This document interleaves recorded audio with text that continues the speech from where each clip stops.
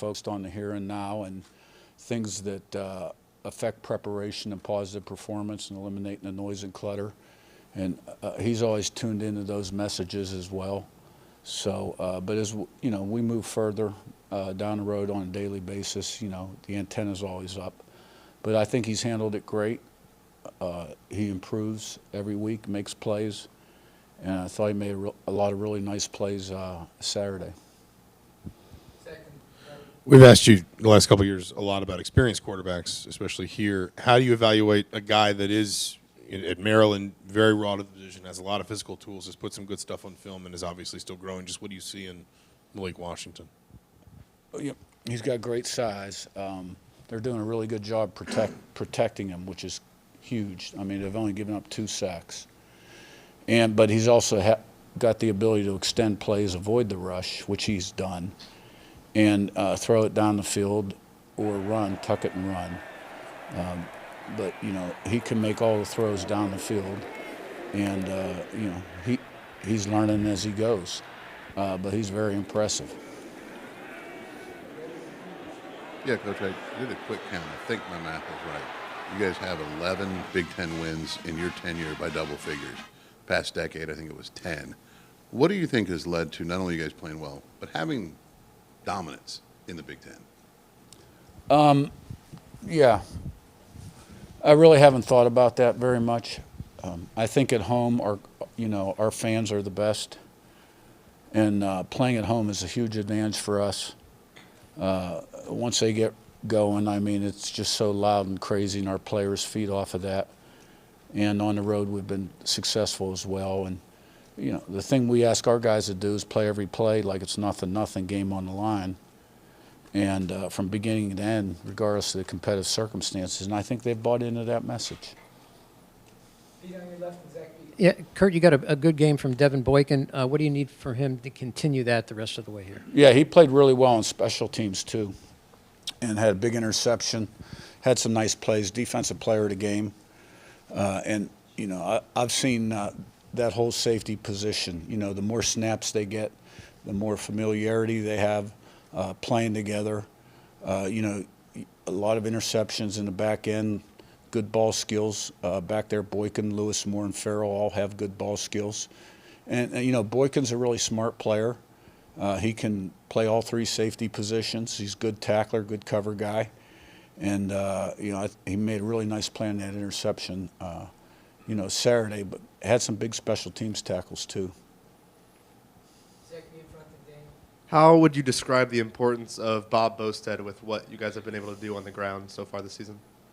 Well, you know, I think it's huge, which is, you know, why I felt so fortunate to be able to retain him. I fired up that when I saw he was on the roster the year before, because had been kind of aware of his name but had never met him probably, you know, 10, 12 years ago. And everybody sang his praises about the improvement of the offensive line in 2023. And, you know, Bob's an excellent line coach. I mean, he's a football guy, and you know, he's a great fundamental teacher. You know, and he makes them tough, and those guys respond to him. And but you know, like everything else, it's a team game.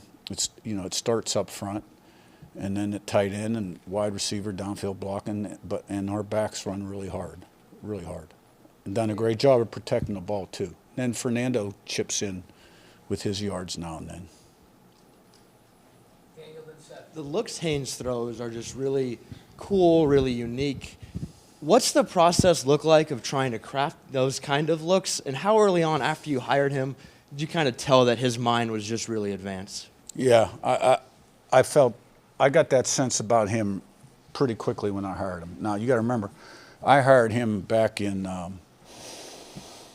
I think it was 2013 or so. He was coming off 14, coming off a graduate assistantship at Ohio State under Urban Meyer, and had been a graduate assistant at Indiana and had a Division III job also. I actually hired him to coach a defensive line. That's a position I had available. It was a part-time position, but your full-time hours, full-time coach for maybe $8,000. And I thought he did a great job with the defensive line. So at that point, I always kind of viewed him as a D-line guy. But he always expressed he wanted to be more of a linebacker guy. And then I always thought he'd be coordinator material. And then when I got the Elon job, he had gone to Kel Davis, and they had got released as a staff. So I was fortunate enough to bring him back to Elon, right? And did a tremendous job. Was Tony Trisciani's right-hand man there, who's now the head coach at Elon. And then when I went to JMU, I hired Corey Heatherman to be the defense coordinator, who's now at Miami. And he did a great job, was with me 3 years. But the day that, about 20 minutes before Corey was to arrive for his interview, Bryant came walking into my office and said that Tony down at Elon had offered him the defensive coordinator job at Elon. I said, well, what do you want to do? He goes, I want to stay with you. I said, okay, well, look, I'll talk to Corey, see about you being the co-coordinator, but, understand that Corey's the coordinator.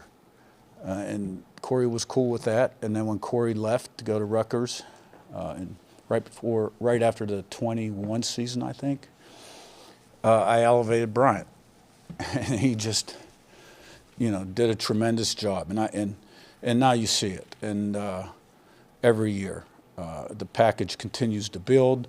The production numbers are great.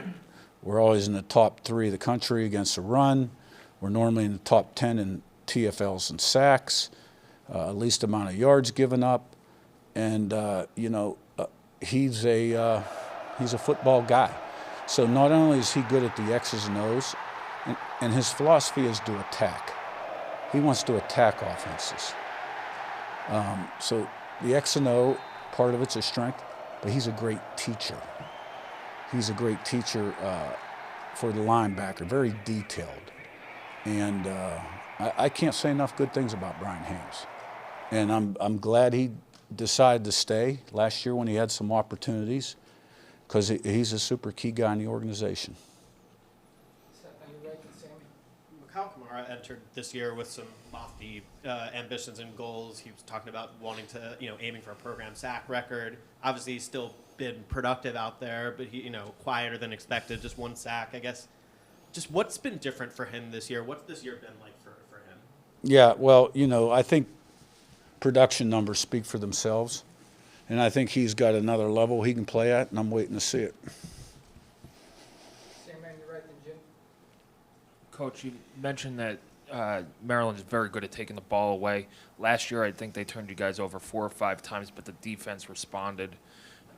What lessons can you take from last year to show the team this year to how to respond to that adversity? Yeah, well, it's a different set of characters on their defense and a new coordinator. I remember 2 early ones and then maybe a late fumble. I thought once we got our feet on the ground offensively after the first 2 series, we played fairly well. But I have not gone back and looked at that tape because it's a completely different scheme this year. So, look, no matter who you play, you got to win the line of scrimmage. You got to be able to run the ball, stop the run, put pressure on the quarterback.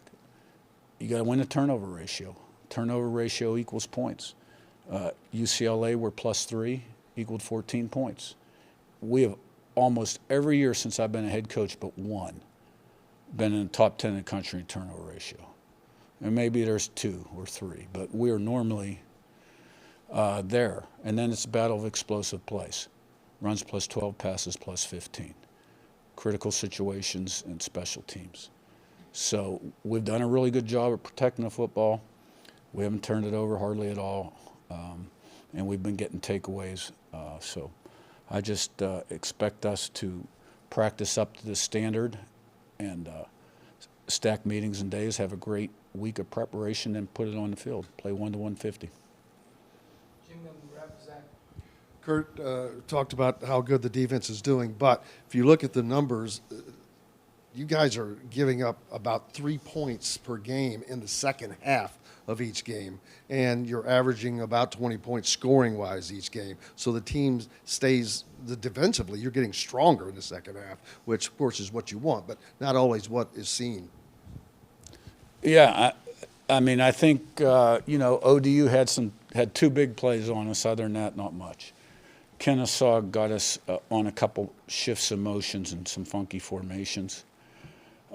Aside from that, it's been tough going for opponents against our defense. But it's been that way for a while. That's what I'm used to seeing. And our guys play with a lot of pride. There's a tradition on that side of the ball. They've got a great leader. The other assistant coaches do a tremendous job as well. And we got a lot of veterans back there that played a lot of football. And then offensively, we try not to put them in a bad spot. That's one thing about me still being involved offensively is it's not about scoring points. It's about winning the game. So I make sure that we don't put the defense, in a bad position where we're turning the ball over in minus territory. So, and when people have moved the ball a little bit against our defense, we've done a good job of holding them to field goals. Curt, I guess something a little lighter, if you didn't mind, to finish today. I know you probably won't have time to celebrate with travel and everything, but I'm curious, Halloween weekend, do you have a favorite Halloween costume from your past, your kids' past, anything like that? Like one that you think back on and that was a really good one? That's a hard question for me. My wife loves Halloween, and she's really disappointed that she's going to miss it this week. But I can remember as a young kid, my mother making me a homemade Superman or Batman costume, because back then we didn't have a lot of money. I mean, that was high school, maybe it was at Pitt, but I think it was Superman, Batman. I was a Snicker bar Reese Cup guy, so the costume wasn't as important to me as getting all the candy.